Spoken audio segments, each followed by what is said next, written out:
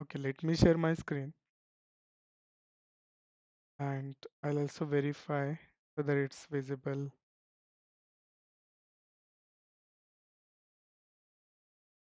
from the app. I'll tell you why I'm doing this, what happened exactly. Okay, let's get started. So what happened, I recorded whole video and somehow browser and my Docker desktop was not visible in that video. It was video of 30 minutes and I have to re-record this video again.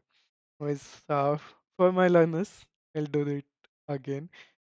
So just to revise, so for in this series we covered, we discussed CK syllabus, then we discussed what are containers in Kubernetes architecture, very important question. Then we discussed Docker versus Containerd, and we discussed why Kubernetes removed Docker.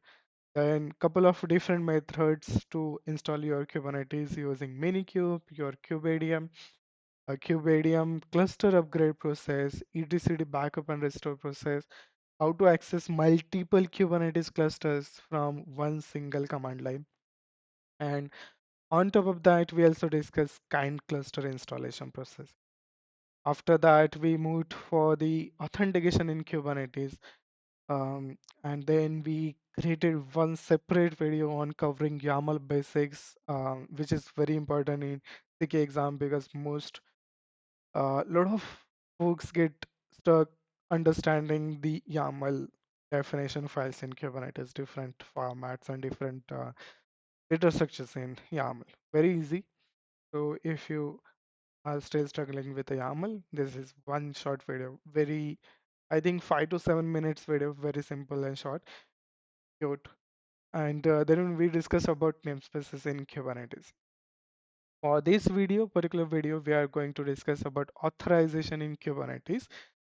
Very important topic for your Kubernetes interview as well as for the CK exam.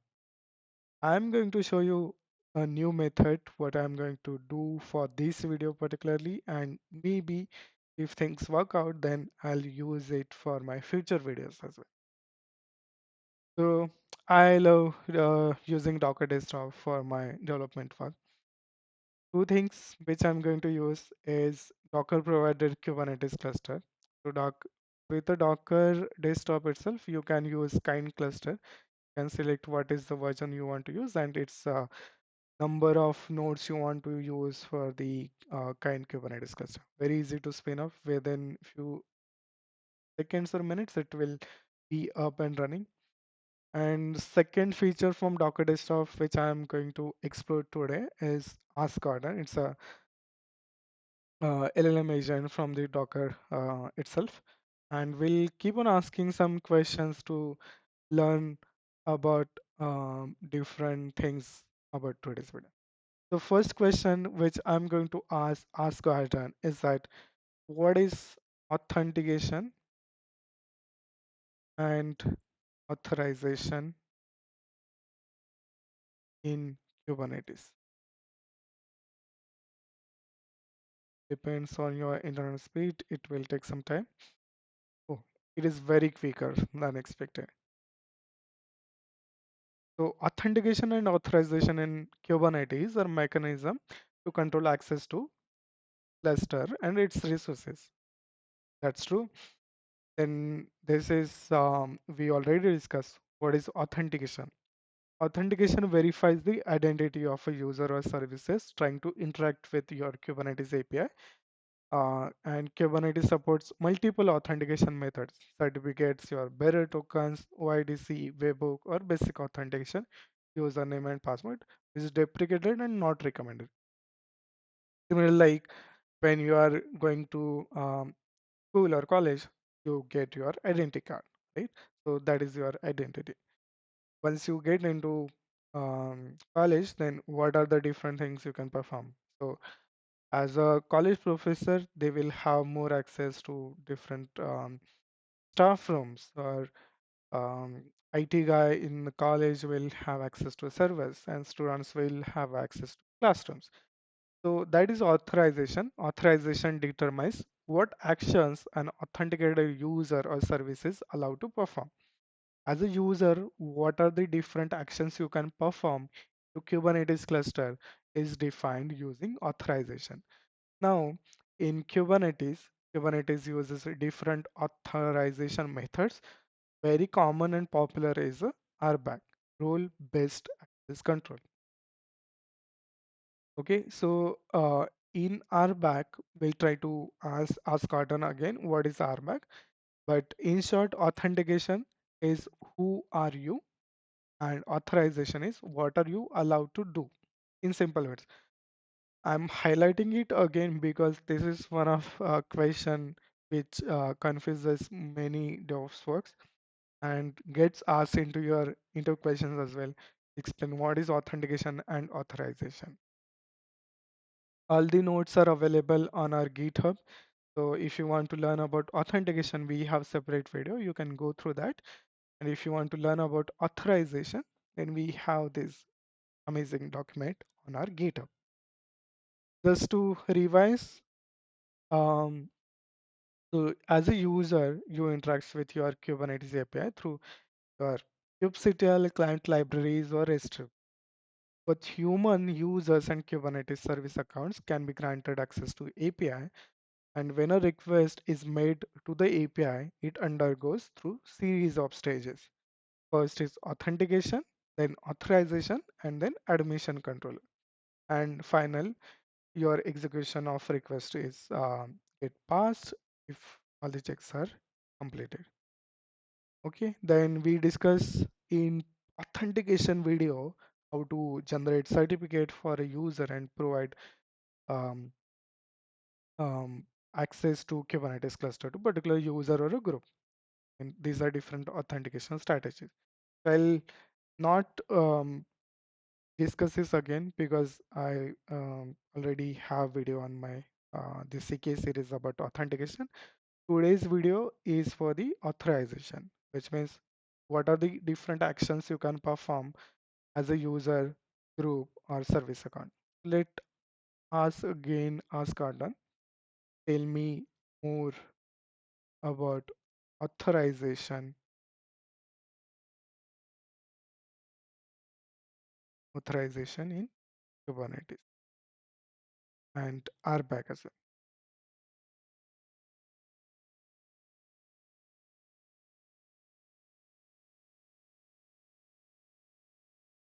Okay, it is working on it.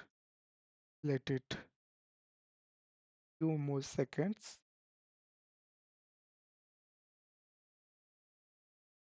Meanwhile, let me check my screen is getting recorded.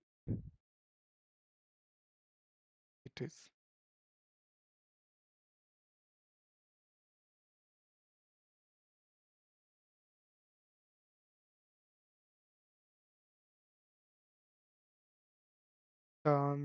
Button is slow to respond. We'll try again. What does that mean? Okay, perfect. Has provided very good answers. So authorization in Kubernetes is nothing but once a user or service is authenticated, Kubernetes determines whether they are allowed to perform the requested action, and this is done using authorization models. So what are those authorization models? First is RBAC, role-based access control, the most commonly used method. Then there is ABAC, based on policies defined in a file. It is less common and it is deprecated, legacy one. And then we have webhook, which delegates authorization decision to an external service. So you configure webhooks to decide whether that particular action is allowed by that user or not. Then we have node authorization, which is specific to kubelets for node level operations. Okay, let's talk about RBAC. Our main focus in CK exam is going to be RBAC authorization mode. RBAC allows you to define fine-grained permissions for users, groups, and service account. It uses roles, cluster roles, and their bindings to control the access. Now, what are roles? So role defines permission within a specific namespace. Remember, roles are for the specific namespace. Example, if a user wants to read a pod in a dev namespace, you will use a role. Next is cluster role. So similar to role, but it applies to a cluster wide. Example, granting access to all namespaces or cluster level resources is done by using cluster role. So if you want to provide access to all the resources cluster wide or the resource which is cluster level resource, then you will use a cluster role. Now next, the third main resource in RBAC or component in RBAC is the role binding. Role binding binds the role to a user, group, or service account within a namespace. For example, assigning a role created, uh, if you want to assign a role to a developer in a dev namespace, then you will use a role binding. Cluster role binding. Cluster role binding binds a cluster role to a user, group, or service account across the entire cluster, which means granting a cluster-wide admin access or any access to a particular user, group, or service account.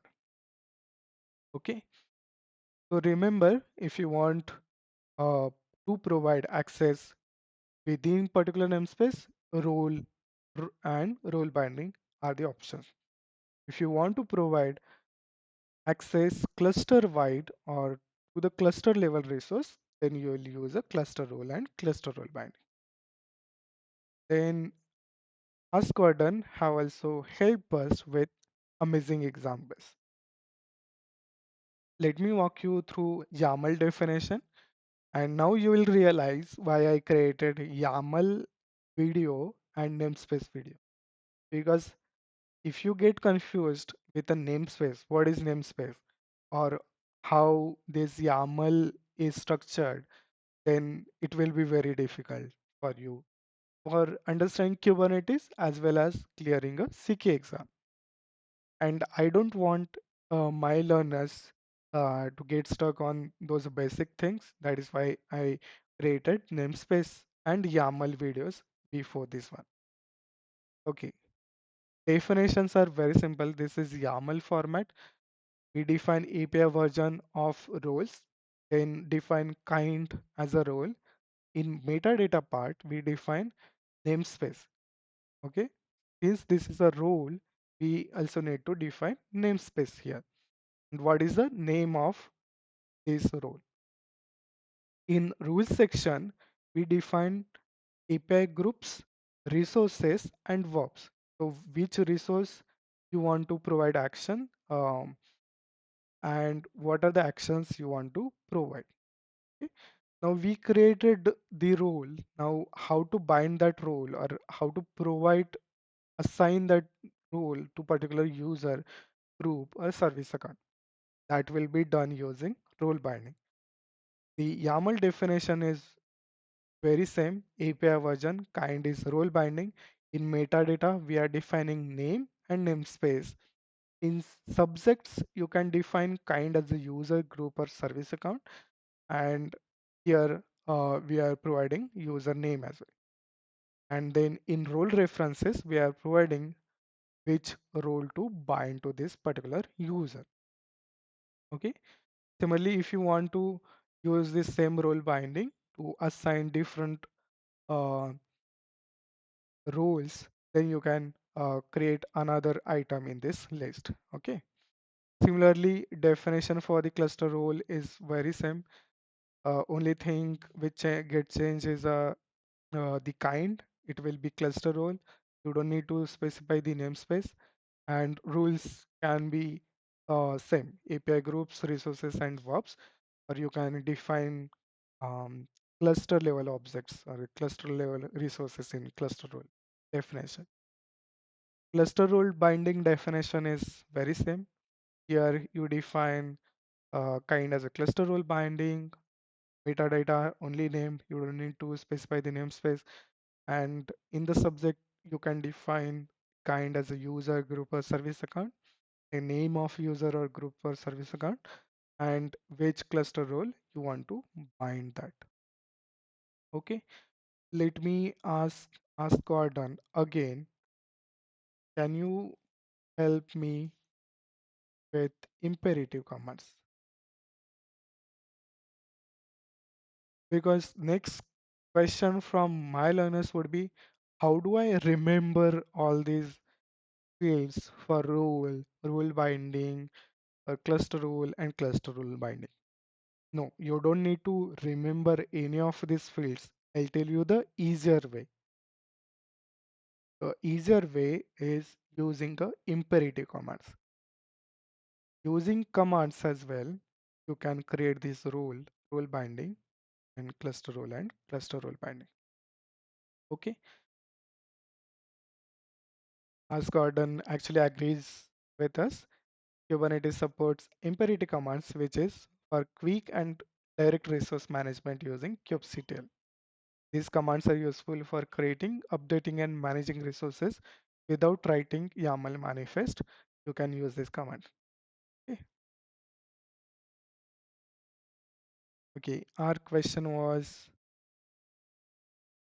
about RBAC. Yep. We did not mention imperative commands for RBAC. That is why it provided commands for pod deployment services, which will be helpful in future videos. I'll directly move to the RBAC part. Okay. Um, With these commands, at least you will need to keep on practicing. Command is very simple. Kubectl create role, the name of role, use verb, which actions you want to provide, and in the resource section, with a resource flag, you can provide the resource for which you want to provide permissions and namespace with a namespace flag. With a role binding, uh, the imperative command is kubectl create role binding, name of role binding. With hyphen hyphen role, you need to provide the role name, and hyphen hyphen user to provide username, and the hyphen hyphen namespace for the namespace name. Similarly, for your cluster rule and cluster rule binding, the imperative commands are here. Perfect. So that is all about our back part. If you want to practice more, you can go ahead and check out all other assignments which are provided here. I've added some extra examples in the document which you can go through. Okay. Then very important part here is, I think, service account. Yeah. To keep it simple, think it like if one of the pod in your Kubernetes cluster want to access or perform some operation on the another pod, then how it will get access. That will be done using service account. Process is very simple. You create a service account object, and then it generates some secret or token, and using that token gets mounted into pod file system. Whenever that pod tries to access the another pod or send a API server request, a request to API server, Kube API server, that bearer token will be used as a authentication method by the API server. If it is valid token, then Cube API server will bind the service account which is configured into pod YAML. It's defined using service account name. Okay, and service API server will make sure whether that particular service account role have the right um, action, right permission to perform that action, which is authorization check, uh, which we are discussing in this video, and based on that, it will allow or deny that action. Very simple, right? Okay. The another main thing which I want to cover in this video is how to check whether do you have the right permission or not. So very amazing command, kubectl auth can I. Kubectl auth can I command you can use with any operation, like whether you have access to create deployment. into particular namespace. So you can check that kubectl auth can I create deployments hyphen namespace day. Okay. If you want to check whether particular service account have permission to do that action, you can use hyphen as flag as well. All these information is available here. And additionally, I have also included some limitations of RBAC.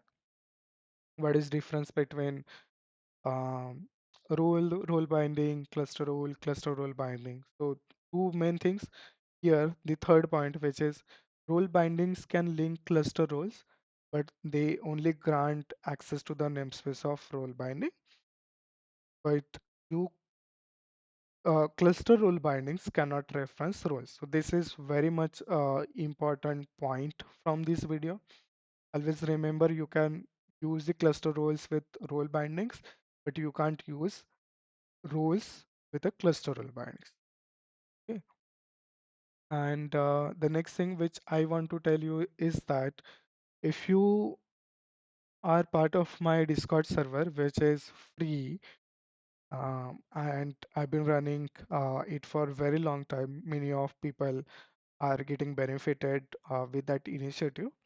We also started season 1 of Daily DevOps SRE Challenge series. Okay. Season 1 and now season 2 is ongoing. Season 1 is already completed. In season 1, from day 18 or somewhere, we started providing challenges for your CK. I guess, okay, day 16 onwards. The day 23 challenge is specifically designed for the RBAC. And not only CK specific RBAC, I try to cover some extra scenarios which are real world. So how to create and manage your Kubernetes RBAC for users and groups, how to integrate your AWS IAM users and roles with Kubernetes RBAC in Amazon EKS cluster. This is something everyone should know, how to provide AWS IAM users and roles permission to your EKS cluster and how authentication and authorization happens there. How to use Kubernetes service account for applications running inside a pod, best practices. So make sure spend some time on solving this exercise and all the challenges. And this is the only resource you need for clearing your exams and interviews. Okay. So that is all I wanted to cover in this particular video. If you have any questions, you can always ask me in the Discord server or in try to ask the questions in the YouTube video comments as well. I'll be happy to answer those. Okay, thank you for watching this video till the end.